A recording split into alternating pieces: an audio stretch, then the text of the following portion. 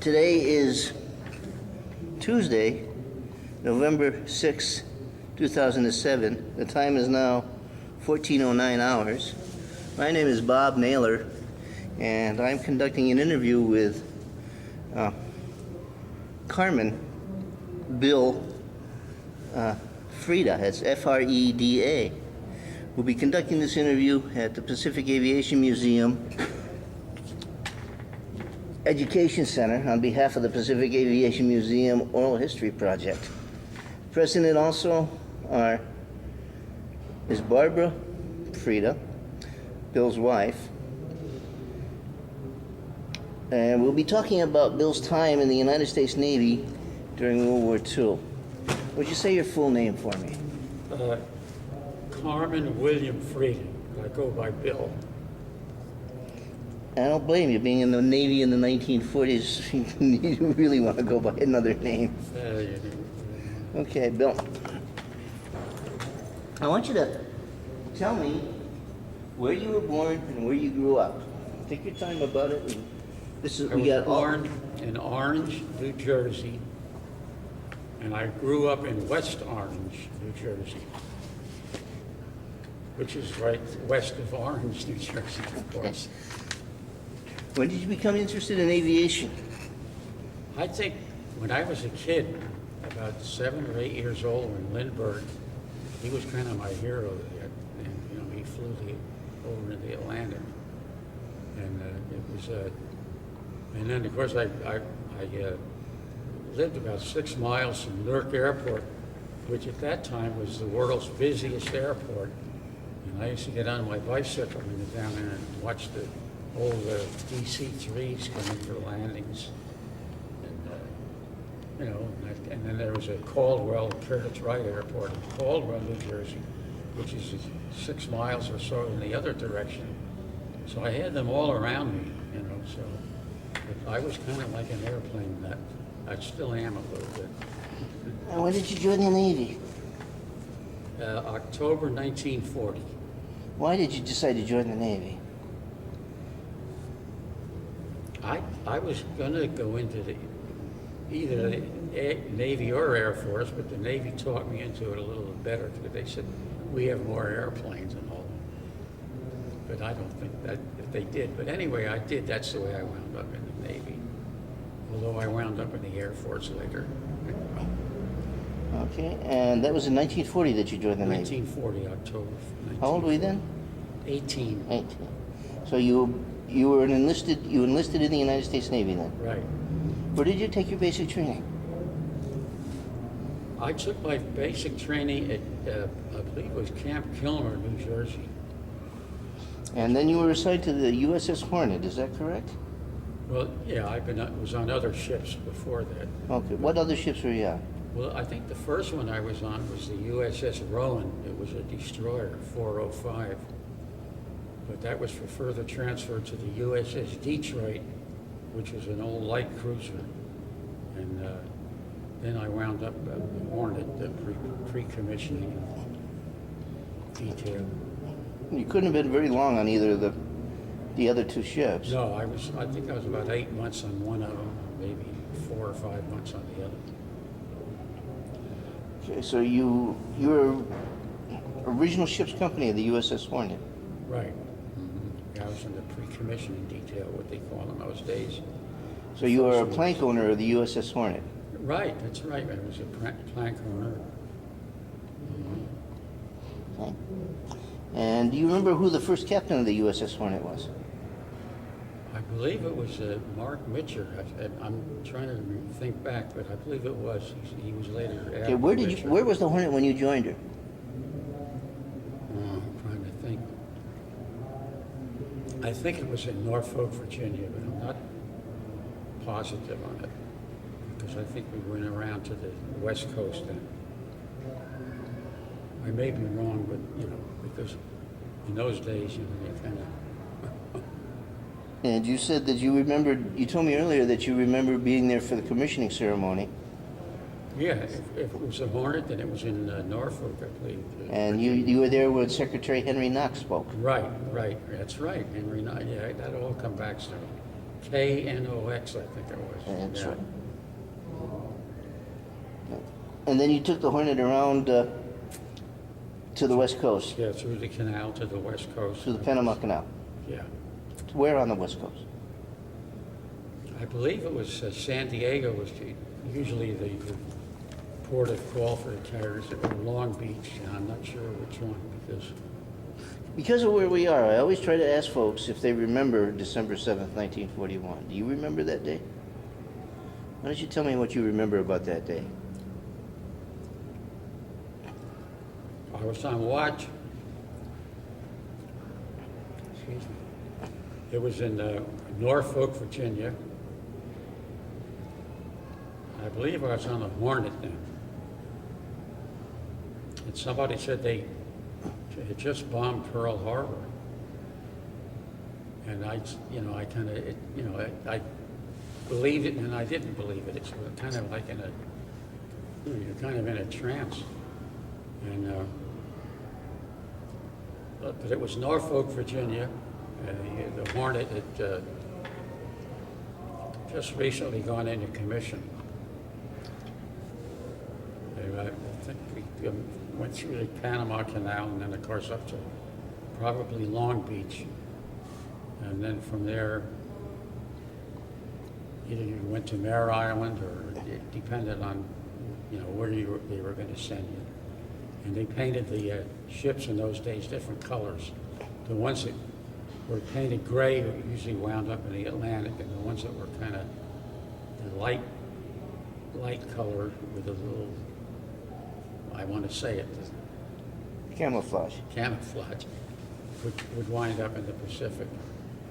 So, if you had a gray one, you wound up in the Atlantic, and the other color wound up in the Pacific. So, after December 7th, you went to the West Coast with the USS Hornet. Right.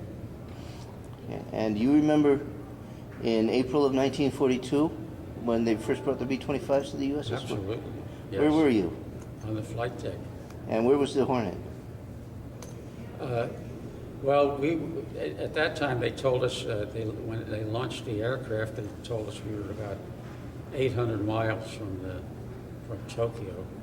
No, I'm talking about when they first brought the B-25s aboard on the West Coast. Oh, Well, first let's go back to San Diego. You said that you were in San Diego when they brought some of the gear for the air group aboard for the B-25. yeah, and then we went up to was it Mare Island or I can't. Alameda. Alameda, and they were landing. The B-25s were landing at Alameda, and they had a large airframe, kind of like a triangle frame. Two cables went down to the wing and one to the tail, and then it went up with the big hoist on the carrier to pick up the B-25s. And as the B-25s were landing, they taxied down to the dock, and we'd load them onto the Hornet. But you already knew that this was going to be Jimmy Doolittle's stuff, didn't you? One of the only reasons that I knew, because I was one of the only aviation nuts, I call it that, at that time, because when we were unloading the equipment on the Hornet, which incidentally had taken off, the catapults were gone on the port and starboard side, and there were big rooms there, and we were loading all this equipment for the Doolittle raid, and it said something about Doolittle's project, and I said to one of the other fellows, that's Jimmy Doolittle. I said, he's the one that won the national air races in Cleveland, Ohio. I knew it, but the rest of them didn't know it because I was an aviation nut. I guess that's the only reason. And I said, he's a pretty famous guy, and that's how I kind of knew him. And every piece of equipment we had there, it said Doolittle's project. So the other guys, they never heard of him. Okay, so you went to Alameda and you loaded the B-25s. Right. As they were landing, they were taxiing up to the dock, and with this big triangle frame, we hook up to it and load them on the It Hornet. must have been kind of an amazing sight because that's an awful big airplane to put on a flight deck. Well, we had some big cranes too. They were on the aft end of the island on the carrier. They were pretty, yeah, you know, they get to load, and it was a big airplane. Did it surprise you to see that kind of airplane coming in on a Navy ship? Absolutely, they were taxiing down the. Well, yes and no, because we had tried 2 of them in the Chesapeake Bay. You were on that mission too. Absolutely, yeah. And on the Hornet, yeah. Yeah, you remember that on the Hornet. Yeah, and I went forward on the deck of the Hornet on the port side, and I said, "Oh, I'm going to watch these things go in the drink." And they didn't. They just pulled up, and the airplane flew. I was amazed at that. And so I had a lot of respect for the B-25 after that, you know. So, when the Hornet sailed from San Francisco Mm-hmm. that April, Mm-hmm. do you remember when Captain Mitchell told you where you were going? I suspected it then anyway, but there was a couple of blimps that come out over the water, and like it was a big secret, and they lowered something down to the Hornet, and then they A announced. couple of Navy blimps. Yeah, they were Navy blimps. I'm sorry, and then Captain Mitchell, yeah, he was our captain, and yeah, I'm pretty sure, and they said, you know, we're going on an air raid. He didn't even mention Tokyo then, but we all figured out it wasn't going to be Honolulu or, you know, Midway. Yeah. So the Hornet sailed west, and once you got past the international date line, they met up with the Enterprise. Is that right? Right. Mm-hmm. Yeah. We met at the Enterprise, and the other one was the, I'm trying to think, but it didn't make it to Saratoga. They usually had a little difficulties with certain parts of the ship, but we were with the Enterprise, right? We used to call it the Big E. I don't know. And do you remember anything about that voyage across the Northern Pacific? About The trip. Yeah. What do you remember about it? I remember it was a 800-foot flight deck, and because I was on the flight deck in that crew, we had to tie down. We had, I believe it was 21 of the aircraft, 21 B-25s on it, and Colonel Doolittle, whatever he was then, I think regardless of that, but anyway, his was the first one, aircraft on the flight deck. And I remember getting inside that and putting the flaps down, and, pumping them down. And we had all this, we had this 3/4 inch manila hemp rope. We didn't have cables in those days. And we had that thing tied down looked like a couple of Christmas trees there. And I remember getting in the airplane and putting the flaps down, because that was taking the brunt of all the other aircraft. And You were in the flight deck division on the U.S. absolutely, oh yeah, absolutely. And I was kind of like one of the little wheels, because my division officer kind of depended on me. I don't know why. Your division officer was the landing systems officer for the Pardon? landing signals officer for the ship. Yeah, Lieutenant Osborne, and he's the one that waved the flag when they all took off. Yeah, he was really a very nice gentleman. Okay. And you also said that you did something in the days before the Doolittle aircraft took off on the flight deck. You painted something. Oh, yeah. He told me, my division officer told me to make a line, get a line painted, and bring it about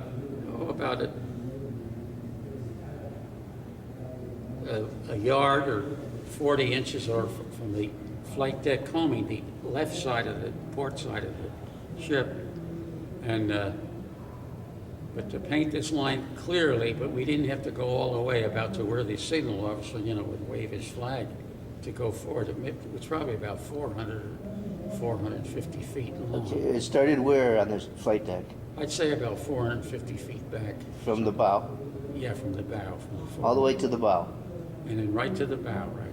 And what was the purpose of this line? Did you paint it Well, up? the little airplanes, they could see the island, which was on the starboard side, the right side of the ship. But when you're in a big airplane and all you can do is see the left side, the port side, that was a guideline for them to know, which way to.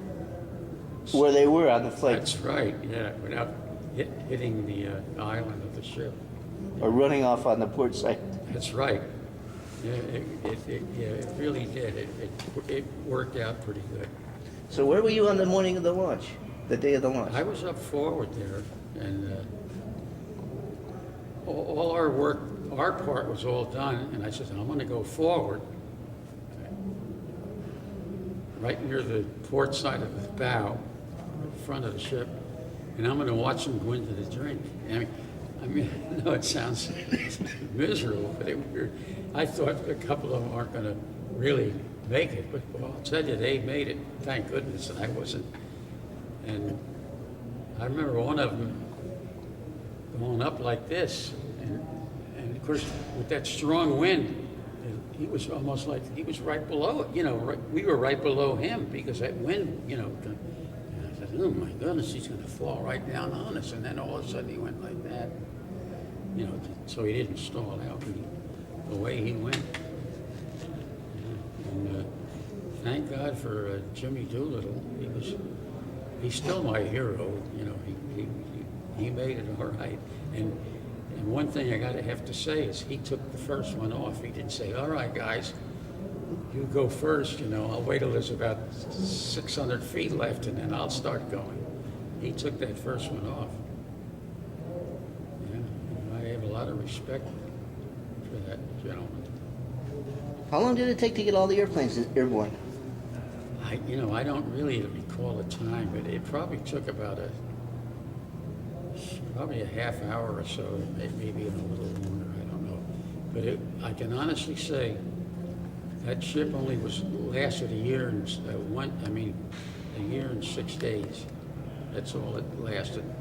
And that was the roughest that I'd ever seen them launch aircraft. And That was that day in the Northern Pacific. That's right, and that's because of that. And it was really the roughest, and thank goodness that Lieutenant Osborne, when he gave his signal, it was at the right time because they were going 1 minute downhill, and then the carrier was going up like that. And just one of those things that the good Lord was with us that day, But none of them went into the drink where you thought they were gonna. It seemed like there was one of them.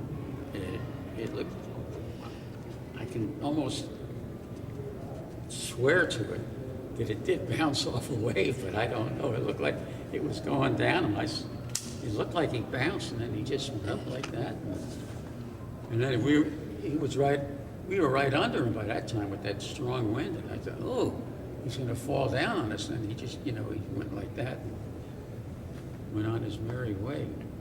Okay. After the launch of the Doolittle aircraft, the Hornet turned around and came back to Pearl Harbor, right? Right. Where did you tie up here at Pearl Harbor? Hmm? Where did you tie up at Pearl Harbor? What did I do? Where did you tie up? Oh, we tied up where on the right, I want to say this side, I can't. Well, we got right behind you. There's a huge picture of Fort Island, Oh, and the carrier piers are over here by your left hand. I think it was over there where. That's Battleship Row on the right. But I think we tied up there. I'm not sure. Because, Okay, you can sit down again because because you could see the embankment, or I guess the Japanese, they had certain targets, and I guess they didn't worry about what was there. They were told to head for this one or for that one. was there still wreckage in the harbor when you got back? Some ships, but I don't recall. Okay. And you were aboard the Hornet from that day until the day that she was sunk. Yeah. Okay, so you were aboard the Hornet for the Midway operation. Right. Do you remember anything about the Midway operation? This was in June of 1942. Yes, I do. somehow that they had broken the code. And I remember because I was up in the, what we call the ready room, the pilot's ready room, and it had like a little ticker tape, and it said submarines, west of so-and-so, a certain area.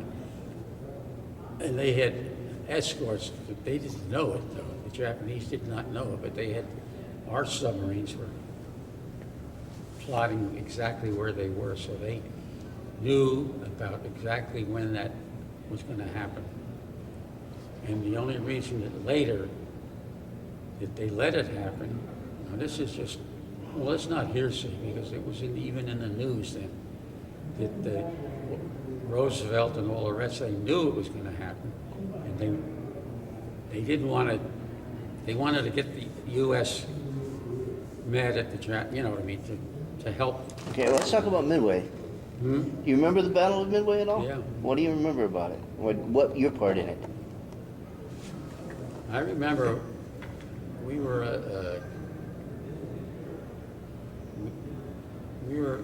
made a couple of emergency turns, but the aircraft had already left the ship, our ship. And if they didn't, they would, the carriers, they go like this, just the opposite from an airplane, right?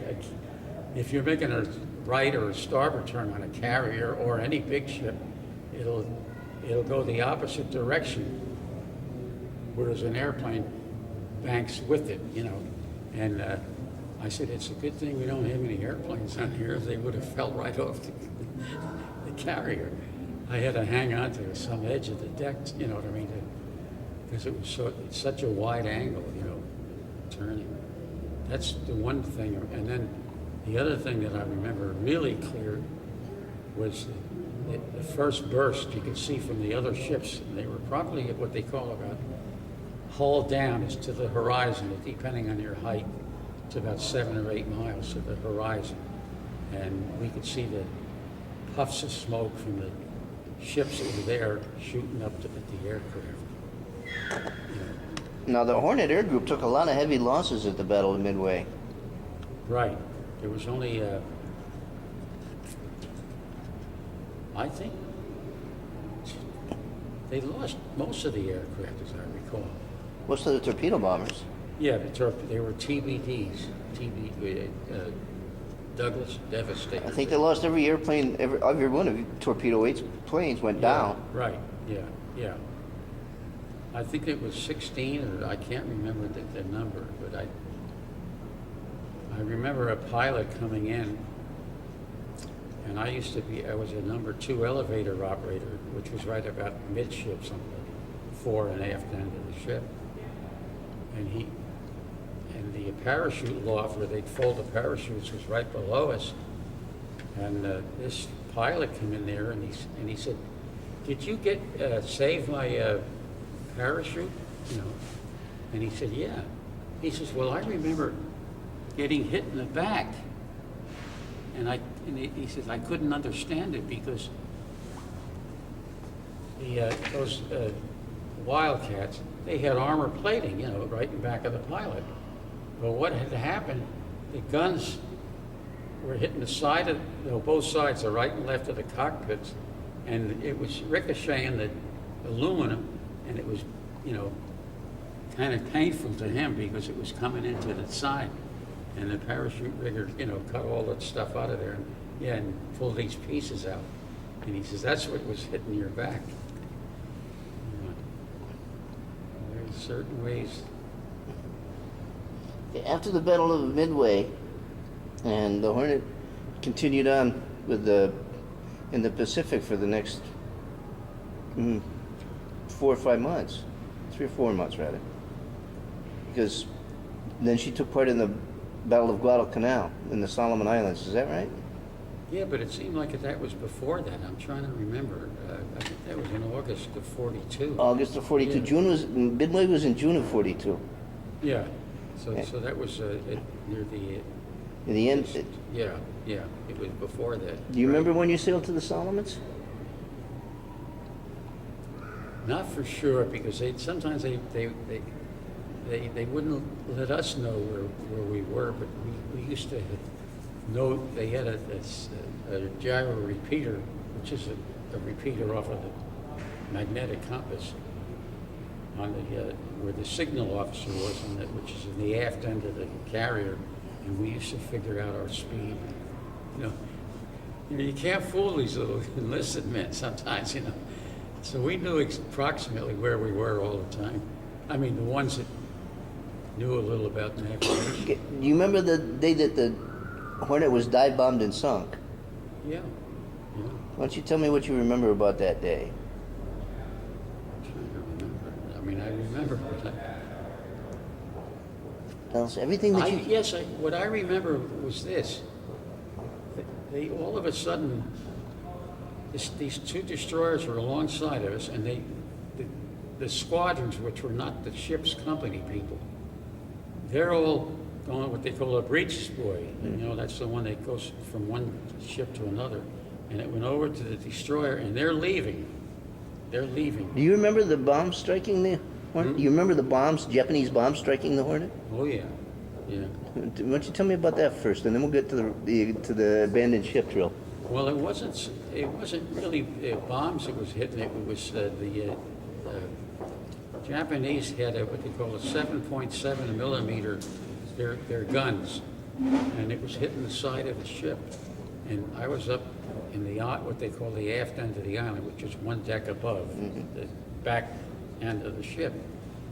And I hear it sounded like a printing press or something. Blip, blip, blip, blip, blip, blip, blip, blip, blip.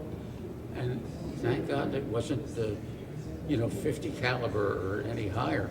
It was these little 7.7 millimeters, and it was hitting the side of the ship, but it wasn't penetrating anything. It kind of sounded like a printing press or something. Do you remember the explosion that damaged the Hornet? Yeah. All of a sudden,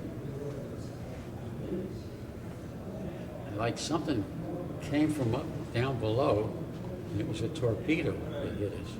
And believe me, those carriers weren't there was a lot of aluminum on those carriers. They weren't very heavy like the ones built later. And remember, it raised up, and then like somebody took the air out of something, and then it went way down like that on the starboard side. Like you have a flat tire. Where were you on the ship when that happened? On the aft end of the island. On the aft end of the island. And then where were you when they gave the order to abandon ship? Well, the squadrons were all gone, so we were kind of like the poor relatives there. Nobody's giving us orders, and finally I said to this officer, Sneed was his name, Sneed. I said, Mr. Sneed, you're an officer. What are we going to do? I said, are we going to abandon ship? What? He says, I don't know about you, Freda, but I'm leaving right now. I said, I'm right behind you. And we left. And you went off to which side of the ship? I was going to go off right on the starboard side, where it was sunk, because it was more convenient. And they says, no, we don't do that. He says, because in case it collapses and goes down. So we had to go over up on the high side and down the line, which I was glad that happened then, because a lot of bombs wound up on the other side of the ship, and one of those things. And it's true, if a ship goes down, you're better off going on the opposite side to get off it. Don't go on the side it's listing to. Okay. After you went into the water, how long were you in the water before you got picked up? I was probably only in the water maybe an hour, the most an hour, maybe an hour and 15 or an hour and a half.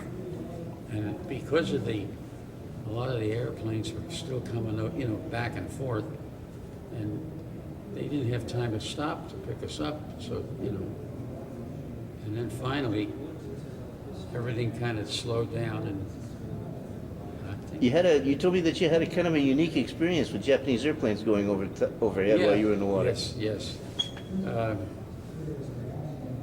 There were two, it seems like, maybe three. They were in a perfect formation, and they were probably only about not over 200 feet up.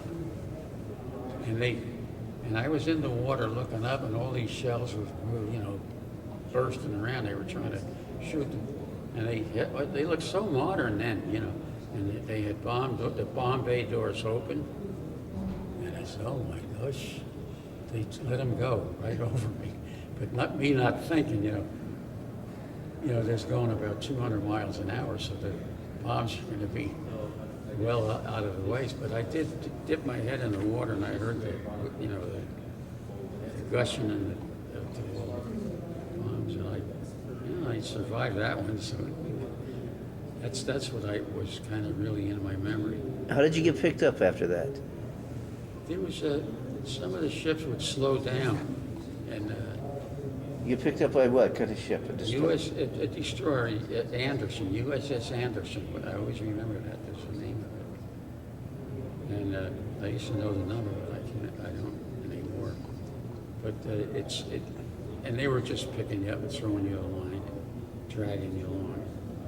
That's all I remember. The other thing that really lives in my memory is our chief.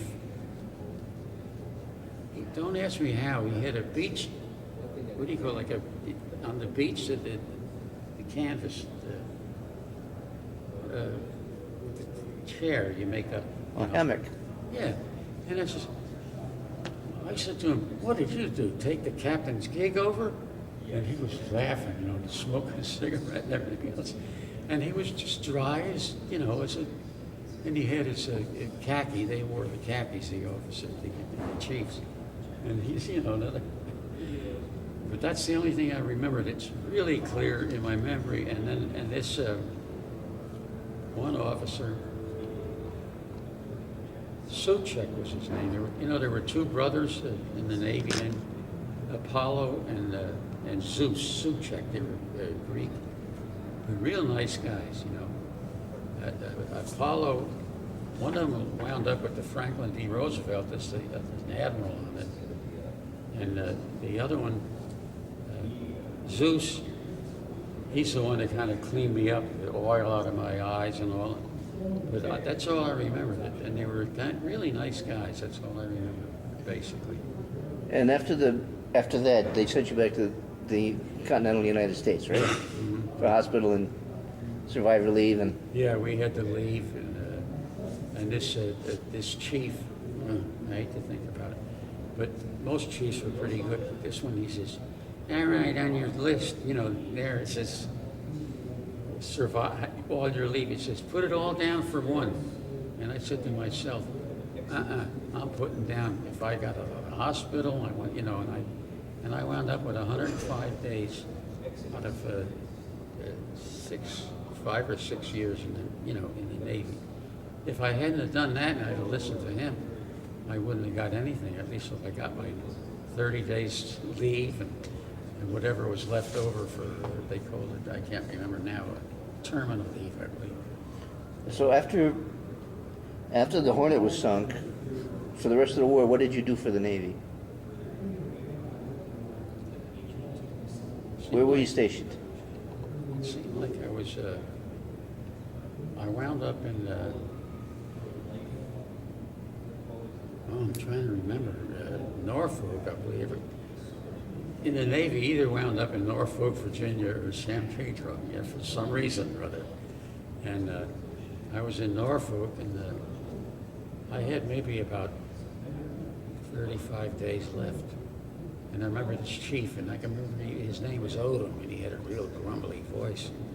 He says, Freda, you're going to San Diego. Oh.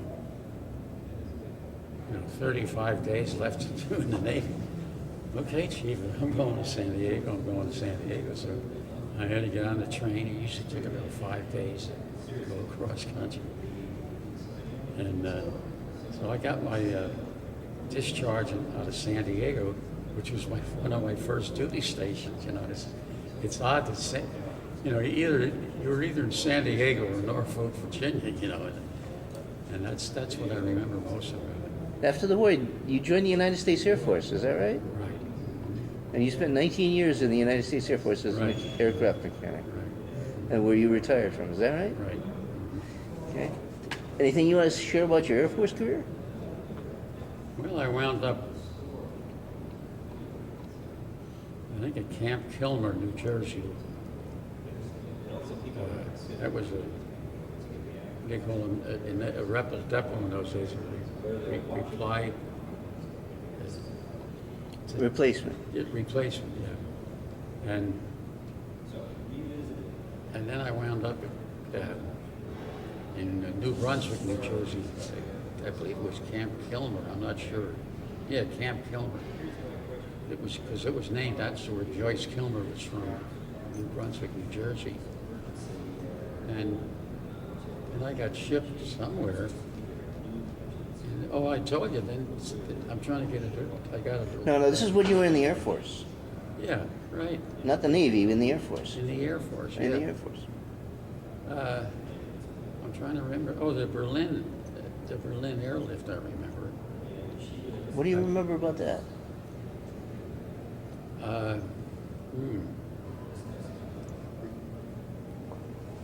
I wound up in Germany. I can't remember the names of some of them names now. Stuttgart and this and that.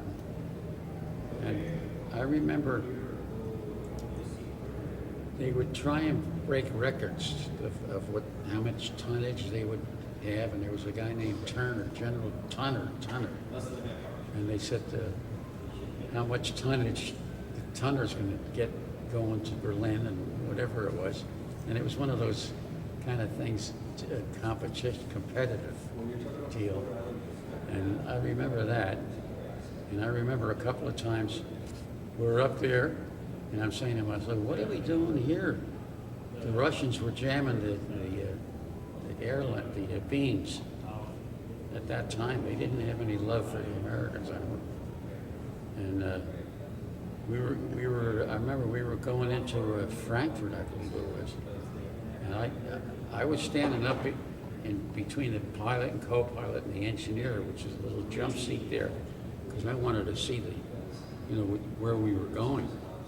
And besides that, I was only about the only passenger who was in the back of the airplane. The rest was all equipment, engines, and but boy, when I saw we broke through that clearance, I was happy.